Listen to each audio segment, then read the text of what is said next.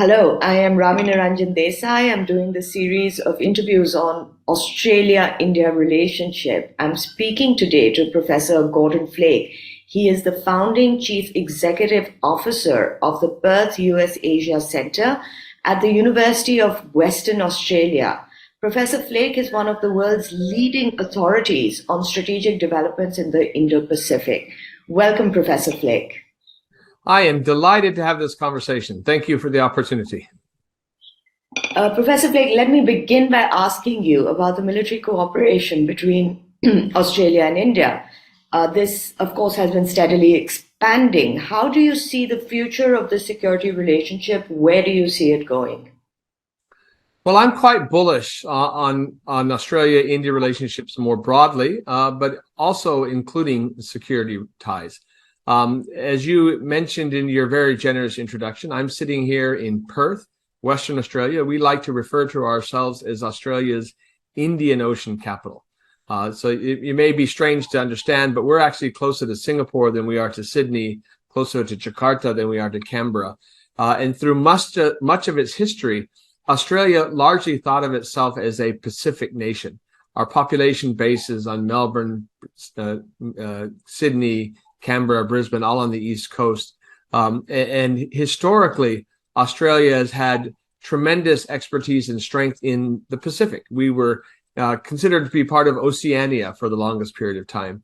And it really is kind of the growth of Australia's resource industry, which also has security implications, both energy and minerals, and a Western Australian kind of West Coast perspective looking at India that is part of a broader Indo-Pacific point of view, right? Where again, Australia's Indian Ocean capital, truly at a minimum a two-ocean nation, and that includes security. And so obviously, given our Indian Ocean facing front, given the fact that our resource trade, be it LNG or iron ore or gold, it flows up north through the Indian Ocean into the Pacific, it's really important for us to cooperate in the Indian Ocean. And that includes the namesake, close cooperation with India. Those relationships haven't always been smooth. There was an earlier period of time when there was a quadrilateral security dialogue between the United States, between Japan, and India and Australia that was rather nascent in 2004, 2005, 2006, 2007 time. And then for a period of time, it was kind of it was rather moribund. Not much happened. And at that time, both India and Japan and Australia were, carefully figuring out their relationships with China, and they weren't wanting to be overly provocative. Since 2017, however, with the resumption of that quadrilateral security dialogue, you have seen just security relations leapfrog. So today, the Quad is actually ironically not focused on security, focused on a whole range of other issues. And at the same time, you're seeing military exercises, official exchanges that indicate that going forward, all countries in the Quad and in this region are going to be looking for closer security partnerships with India, and that includes Australia. So again, whether they're joint exercises, whether they're exchanges, I think you're going to see continued dramatic expansion in Australia-India security relations. As you say that, of course, there have been so many joint exercises between the Indian and Australian navies, and it's said that they guard the two ends of the Indian Ocean as well. How do you respond to that? And what does that role mean for cooperation between the two countries, Professor Flake, in countering Chinese expansionism in the Indian Ocean? So when I first arrived in Perth, Western Australia in 2013, 2014, there was very little that most of the riparian nations on the Indian Ocean could do to project into the Indian Ocean. Ironically, in 2014, the most capable Navy in the Indian Ocean was still probably the United States Navy, given their role in Diego Garcia. But if you remember the tragic loss of the Malaysian airliner MH370 it was lost, there's no coincidence that the search for the MH370 was headquartered here in Perth. We have Australia's largest naval base, HMAS Stirling, but both the air and other lands here, because we had the unique capability to project into the Indian Ocean. In the intervening 8, almost 9 years, one really important thing has happened, and that is India's naval capacity has increased dramatically. Historically, because of its conflict with Pakistan, because of its concern about its borders with China, historically, India has prioritized land forces, has prioritized the army. But over the last 8 years, the most dramatic growth has been in India's naval capacity. 2, aircraft carriers, 1 Indian made, and a third one Indian produced on the horizon. And so that's where you've seen the most dramatic change in the Indian Ocean. And another way to look at that is that India now has the capability or the capacity itself to play a major role in enforcing and guaranteeing the security of the Indian Ocean. And that includes close cooperation with partners like the United States, like Japan, like, of course, Australia, a partner on the Indian Ocean littoral. So again, obviously, we are going to be more focused on the far eastern part of the Indian Ocean, because that's where our capabilities lie, and that's where we lie. India, I fully understand, and you will have heard this from Admiral Sekar Sinha, who was formerly a commander of the Western Command, is going to have much more of an orientation towards the western part of the Indian Ocean. But still, it is one ocean, and obviously, the more capacity that India has, the more it will be able to partner with countries like Australia or other members of the Quad. Absolutely, and there are a lot of areas of cooperation that one sees emerging. One of the areas seems to be the drone technology. Could you please take us through what you think are the possibilities of this cooperation between the two countries in this area, as well as any other niche technology that you think we might be able to cooperate on? Well, these are still very nascent. We have a world-class energy sector here in Western Australia. We're often referred to as the world's leading natural resources provinces. So in other words, the most important iron ore source in the world, but I think probably less appreciated. We've had a kind of a back and forth with Qatar for several years in terms of being the #1 producer of liquefied natural gas. But the thing that most people don't realize is much of that is on offshore reserves, undersea reserves. And that has meant that industry here has had to develop some key underwater capabilities, both for the development, exploration, monitoring, and securing of those offshore resources when it comes to identifying and finding hydrocarbons beneath the seafloor. It is not yet a reality, but there is a clear recognition that the capabilities that have been built in the private sector also have international military applications as well. And so one of those is drones. I won't consider myself an expert on drone technology, but one does not have to be overly creative to understand that the impact that drones have had in intelligence, in aerial warfare. We see it daily as to what's happening in Ukraine, and we actually even see the application of naval drones as well. It's not yet something that is an implementation stage, but clearly, as countries become more concerned with technology emerging from the People's Republic of China, they're going to be looking for partners like India in the development of drones, both naval and aerial, and that's going to have an implication. And obviously, one of the areas where it's worth looking at is what technologies have long been developed and utilized in the commercial sector that might be applied to the defense sector. On top of that, it's worth recognizing there's also the purely scientific sector. We have one of the probably top 4 or 5 oceans institutes in the world here in Perth, the Oceans Institute at the University of Western Australia. And that's a collaboration from federal level scientific things, the university here as well. And obviously their technology that they've been applying there to mapping the ocean floor, to looking at climate change, were actually really important in the search for MH370. And so I think the name of the game is the cross applicability of technologies from one sector to the other. And that's going to be of great interest, I'm sure, to India and to any other party in the Indian Ocean. Absolutely. India also, Professor Flake has recently announced that it is planning to build new nuclear plants. Considering that India has a civil nuclear agreement with Australia and a uranium supply agreement, could there be deeper cooperation in this area in the future then? Again, this is not as clear.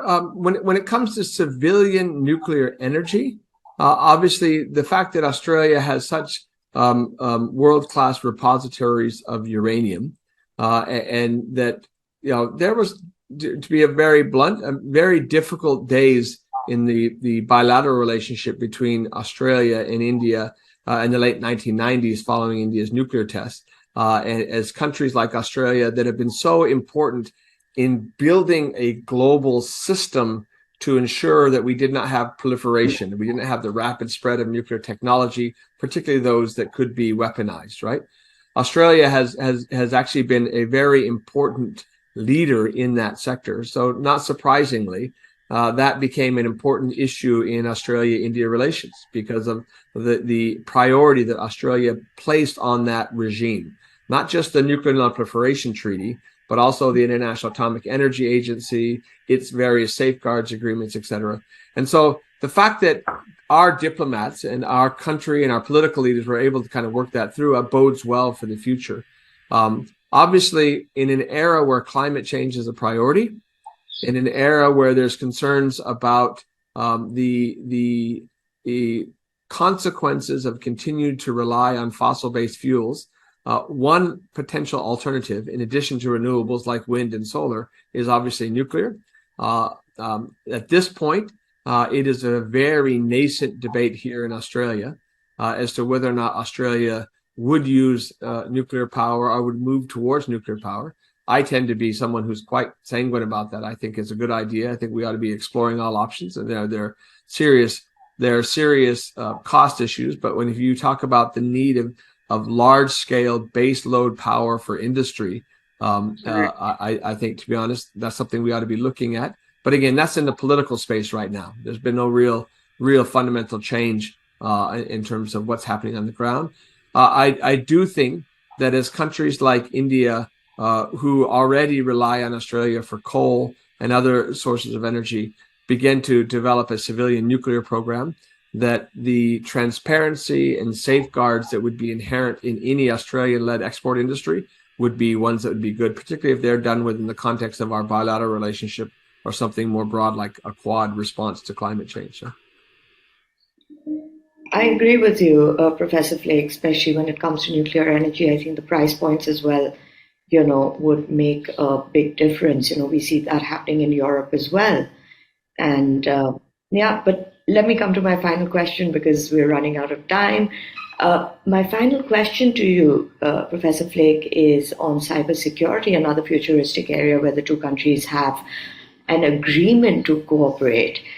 This is also an area of increasing concern for India as its critical infrastructure has been targeted for cyber attacks. Yeah. Where do you think the two countries are going in engaging more deeply on cybersecurity? Look, you've already referenced the government-to-government statements of intent. I'm aware that within the Quad itself, there are areas of cooperation specifically on cybersecurity, which I anticipate will be expanding not just bilaterally, but with other like-minded partners in the region, including obviously Japan, the United States, India, and Australia. But on the bilateral as well, there's no coincidence in so much of our modern communications and tech sector, we have come to rely upon the expertise that is already existent in India. And so it also flows quite logically that in responding to the less civil-minded and more antagonistic elements on the web or on the internet more broadly, but be they state-based or be they non-state-based, that this is an area that is ripe for cooperation. So Australia, like India, has been the recipient of cyber attacks, both on the federal government level, on the enterprise level, individual companies, on the sector level, universities and the like. And going forward, there's no question that these are areas where, again, I'm going to use the term, like-minded countries are going to want to cooperate together. And in the case of India, not only is India a like-minded country in cooperating against cyber crime, hacking, intelligence activities, but more importantly, it's a country with tremendous technological capabilities and manpower in that sector that would be very helpful. So I'm not really across the detail of what the current agenda is bilaterally in terms of Australia-India cyber cooperation, but I can guarantee you this is one of those sectors where it's pretty obvious that our relationship will expand. And so going back to your first question, why am I more optimistic about Australia-India relations? Well, we kind of look at the world in a very similar way, not just in our immediate region, the Indian Ocean, but in the broader Indo-Pacific. So it's pretty natural that we're going to cooperate on security. When it comes to energy and resources, be it nuclear, be it renewables, be it coal, or be it gas, India's needs and our ability to provide are such that that's going to be an area of obvious cooperation, especially if you start thinking about next generation technologies. The road to future energy really runs through Western Australia, whether it's critical materials, rare earths in particular, lithium, hydrogen, and already there's a keen Indian interest in that. We were fortunate in April of this year to have your Trade Minister Goyal visit here in Western Australia. In June, your Mines Minister, Minister Joshi, visited, met with our Resources Minister, Madeleine King, put out a remarkable kind of joint statement with some agreed talking points of how India and Australia are going to cooperate in critical materials. And so in that sector too, there's going to be cooperation. In the same way, in areas like cyber, we're going to find that we have complementary strengths and that we have a mandate to cooperate. So on all those fronts, I remain quite bullish. Thank you very much, Professor Flake, for your time. And I think these naturally positioned beneficial countries, have a long way to go. There's so much more that we can do. And I really look forward to having you again to spend some time and talk to you about some of these more developing areas. I look forward to it. Let me add one other thing, because more important than me, the fact is there are nearly 800,000 Australians of Indian origin today. That's out of a population of just over 25 million. And so my optimism is based on the fundamental issues we've discussed, be it security or energy, future energy, or cyber, or a whole range of other issues. But it's also based on the foundation of people-to-people relationships, which will only continue to grow. Absolutely. And I think, with determined sort of political will that we've seen in the last few years, this is bound to happen. It's a very natural engagement. And I think there's a lot more for us to engage on in time to come. So I think we are on that positive note going to end this conversation. I will be bringing you many such interviews with key people to help you understand one of the fastest growing relationships between two of the largest democracies in the world. That is the friendship between Australia and India. Thank you for watching.